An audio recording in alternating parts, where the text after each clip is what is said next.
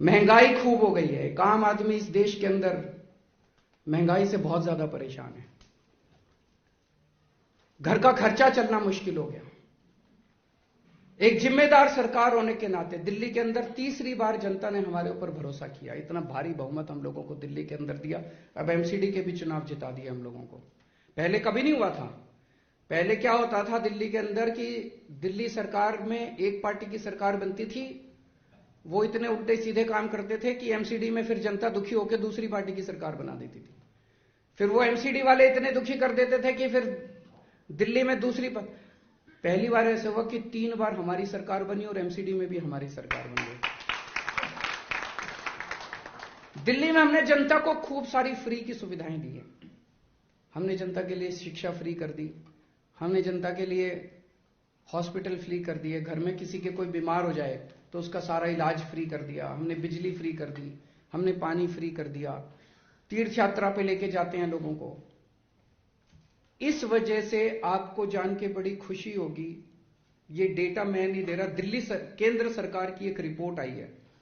उस रिपोर्ट के मुताबिक पूरे देश में महंगाई की दर 7.4% है।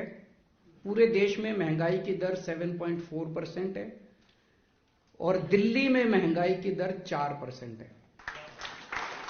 पूरे देश में सबसे कम महंगाई दिल्ली में है। ये मैं नहीं कह रहा, केंद्र सरकार की रिपोर्ट कह रही है। और उसका कारण यही है कि दिल्ली के अंदर इतनी सारी चीजें फ्री है।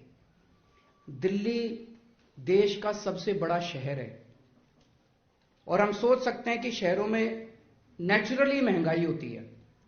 आप किसी भी बड़े शहर में चले जाओ तो कहा जाता है ना कि शहर में तो महंगी चीजें हैं, गांव में तो सस्ती चीजें हैं, शहर में तो महंगी चीजें।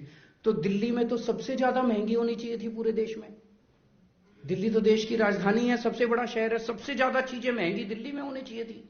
सबसे सस्ती दिल्ली है पूरे देश के अंदर, सबसे सस्ती।